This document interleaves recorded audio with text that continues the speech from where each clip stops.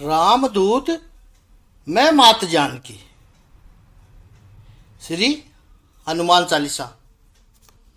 कल हमने देखा भगवान श्री राम बालक का रूप बना के तुलसीदास जी के घाट पे आए हैं चंदन लगवाने के लिए। तुलसीदास जी रो रहे हैं, भगवान की विरह में रो रहे हैं।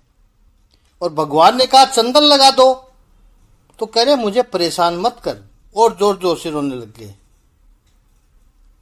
चला जाए यहां से। जिनके विरह से स्वयं इतने व्यथित हैं ये, और प्रभु सामने खड़े हैं, फिर भी स्वामी जी उन्हें पहचान नहीं पा रहे हैं। निर्दोष भाव से प्रभु ने पूछा, बाबा चंदन देते हो या न देते हो न सही, आपकी मर्जी, लेकिन आप इतना रो क्यों रहे हैं वो तो बता दो मुझे।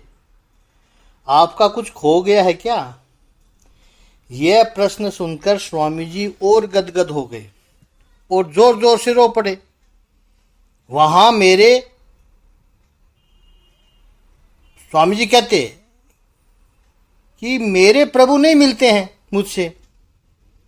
प्रभु कह रहे अच्छा, आप इसलिए इतने जोर जोर से रो रहे हैं? आप इतना रो रहे हैं फिर भी आपको आपसे नहीं मिलते वो आपके प्रभु। तो क्या आपके प्रभु तो बड़े कठोर हो गए हो? कठोर है, प्रभु स्वयं कह रहे हैं ये बात। तुलसीदास जी ने उस बालक के मुख पर हाथ रख दिया। ऐसा न कहो बालक, हमारे प्रभु कठोर नहीं है, हमारे प्रभु बड़े कोमल है, बड़े करुणामय है, बड़े कृपालु है।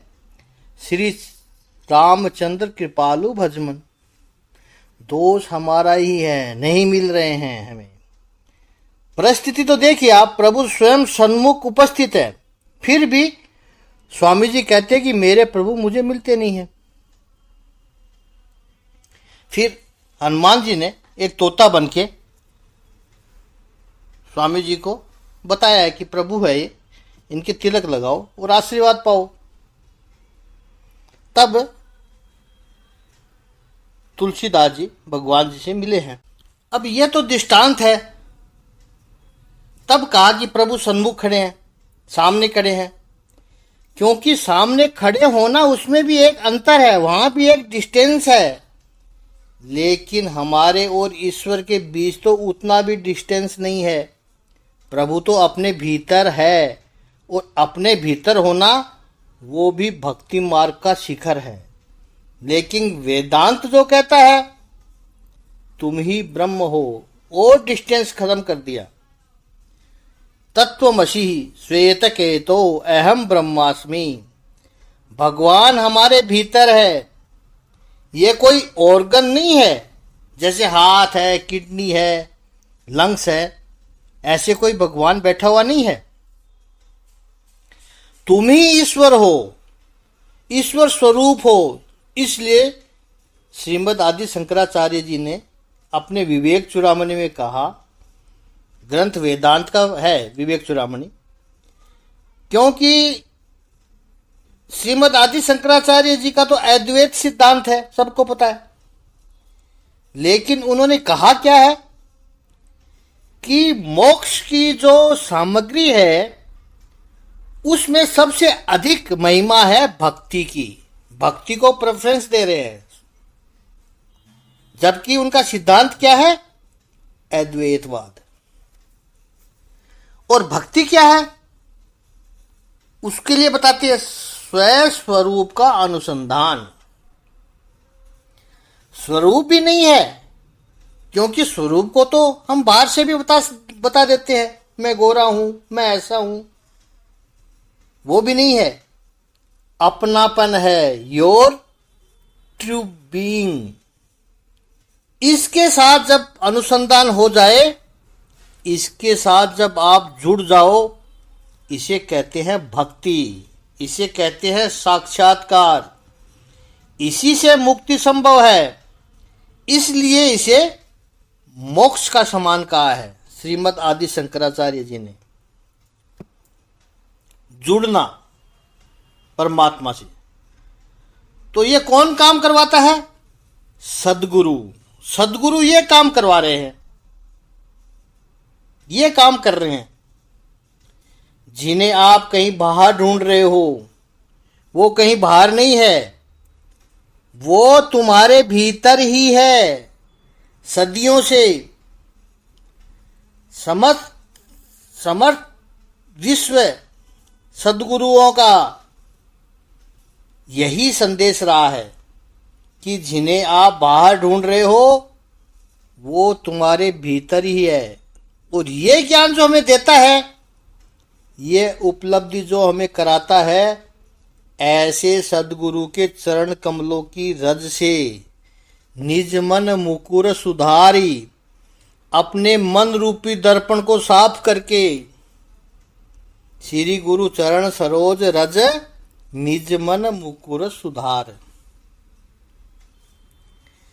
श्री गुरु चरणों की रज से अपने मन के दर्पण को साफ करके आपका ध्यान इस बात पर अवश्य गया होगा कि जिस आंखों से हम पूरे विश्व को देख सकते हैं, उन आंखों से हम अपने आप को नहीं देख सकते हैं, अपनी आंखों को नहीं देख सकते, स्वयं को नहीं देख सकते हैं। यदि स्वयं को देखना हो तो आंखें तो चाहिए ही, वो तो जरूरी है, साथ में दर्पण भी चाहिए।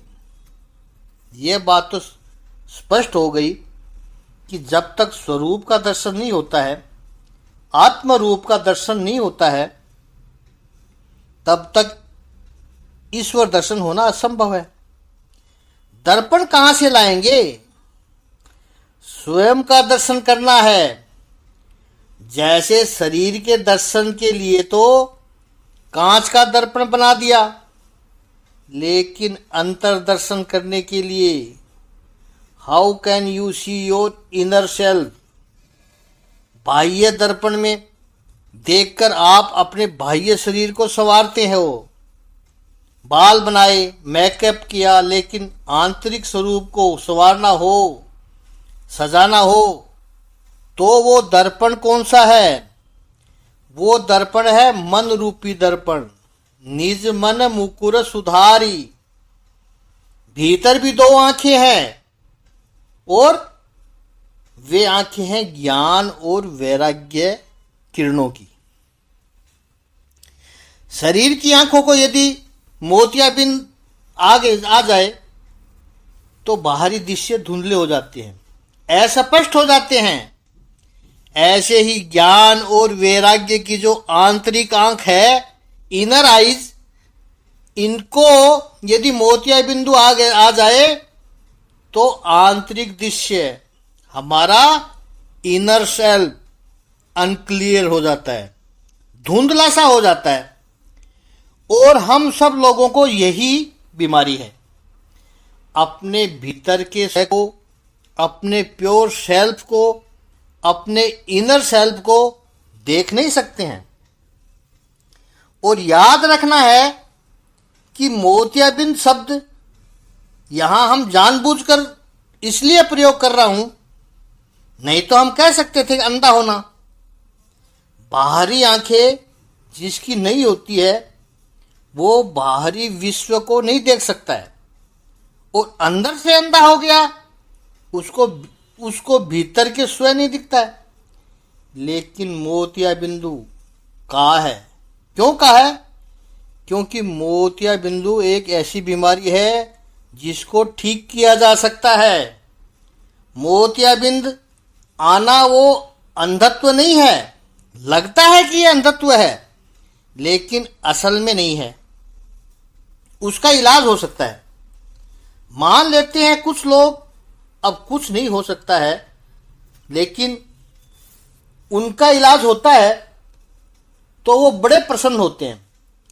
हफ्ते भर पहले जिसने मान लिया कि ये तो वृद्धावस्था है, अब तो कुछ नहीं हो सकता है, नहीं देख सकते हम, ऐसे ही चलेगा, एक लेंस डाल दिया आंखों में, सारा संसार के दर्शन होने लगे। मोतिया बिंदु इसलिए कहा है, इट कैन बी करेक्टेड। इसका इलाज है लेकिन आंतरिक जो नेत्र हैं ज्ञान और वैराग्य के, उनमें अंधत्व संभव ही नहीं है। वो आंखें खुलेगी, आज नहीं तो कल खुलेगी, 2 साल 5 साल के बाद खुलेगी, कई जन्मों के बाद खुलेगी। कदाचित कोई ऐसा दिखाई पड़े, रावण कंस ऐसे दिखाई पड़े कि इनकी तो अंदर से आंखें बंद ही हो गई है। नहीं, बंद नहीं हुई है, इस जन्म में बंद है, अगले जन्म में खुलेगी, खुलना ही पड़ेगा। भीतर का अंधत्व कभी परमानेंट नहीं होता है, उसका इलाज हो सकता है। वो मोतिया बिंदु क्या है? ज्ञान के ऊपर द्वेष का मोतिया बिंदु लग जाता है और वैराग्य को राग का मोतिया बिंदु लग जाता है। ज्ञान को द्वेष का मोतिया बिंदु। इसलिए आप देखो, इस संसार में ज्ञानी लोग, उनको अपने जो नीचे हैं या उनसे 1-2 कदम पीछे जो होते हैं, उनके प्रति द्वेष होता है ज्ञानी को। किसी भी क्षेत्र का ज्ञान आ गया, फिर द्वेष से बचना थोड़ा मुश्किल हो जाता है। आप छोटा सा बालक को ही लो, उसको ABCD आ गई, बड़ी सामान्य बात है, A to Z बोलना आ गया उसको, और 2 साल उससे छोटी बहना है, वो तो अभी गई भी नहीं है नर्सरी में, तो ये बड़ा भाई कहेगा कि बहना को तो कुछ भी नहीं आता है, मुझे आता है, बोलू ABCD। इतना सा छोटा सा ज्ञान, उसमें भी द्वेष आ जाता है छोटे बच्चे को भी। जो पड़ोस में मेरा दोस्त है, उसको नहीं आता है, वो तो मिस्टेक करता है। मुझे 1 to 100 बोलना आता है, नॉन स्टॉप बोल जाता हूं मैं, 1 2 3 4 5, और उसको तो 6 के बाद में आता ही नहीं है। जीवन में जैसे जैसे ज्ञान बढ़ते जाता है, द्वेष आने लगता है। कोई सफल व्यापारी होगा जिसको बिजनेस की सारी टेक्निक पता है, वो दूसरा जिसने व्यापार शुरू ही किया है उसका मजाक उड़ाएगा, क्या सोच के स्टॉक मार्केट में आया है। अरे स्टॉक मार्केट में कोई मजाक थोड़ी है। स्टॉक मार्केट को तो हम जानते हैं, हम क्या होता है यहाँ, तेजी हो या मंदी, हम तो अपना प्रॉफिट बना ही लेंगे। इसकी कोई हैसियत है स्टॉक मार्केट में रहने की? ये द्वेष है, लुटा के चला जाएगा अपना सब कुछ, ये अनुभव है, ऐसा ही होता है। किसी भी प्रकार का ज्ञान हो, द्वेष निर्माण करेगा। आध्यात्म में भी आप देखो, शास्त्रों का जिनको ज्ञान होगा, वो बड़े बड़े मंत्र बोलते रहेंगे, स्पष्ट करते रहेंगे, फिर संसार से द्वेष करने लग जाएंगे। सब नश्वर है, सब माया है, छोड़ दो इसको। क्या माया के बंधन में पड़े होंगे, कितने पाप किए होंगे आपने, इस संसार रूपी जेल में आए हो, इसलिए पूरी दुनिया से द्वेष करने लग गए, क्योंकि ज्ञानी हो गया।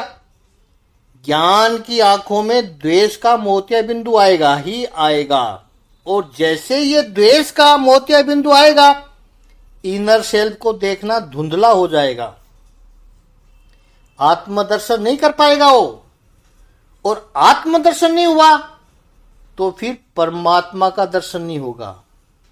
और वैराग्य की आंख है, उनको क्या आता है मोतिया बिंदु? उनको राग का मोतिया बिंदु आता है। राग यानी आकर्षण। वैराग्य वाले को कभी कभी यह लगता है कि मैं चूक गया। एक बार तो गैरवे कपड़े पहनकर निकल जाते हैं किसी के बहकावे में आकर, और फिर जब देखते हैं संसारी लोगों को, कितने अच्छे अच्छे मकान है, क्या गाड़ियां हैं, हमने तो संसार को छोड़कर गलती कर दी, रहते तो हम भी सारे भोग भोगते। ये राग है, मोतिया बिंदु है ये राग। इसको दूर कैसे करेंगे? ज्ञान रूपी आंख को जो द्वेष का मोतिया बिंदु हुआ है और राग का जो मोतिया बिंदु हुआ है उसको हटाने का एक ही उपाय है, उस पर हम कल चिंतन करेंगे। ओम श्री सच्चिदानंद भगवान की जय। ओम श्री आनंद कंद भगवान की जय।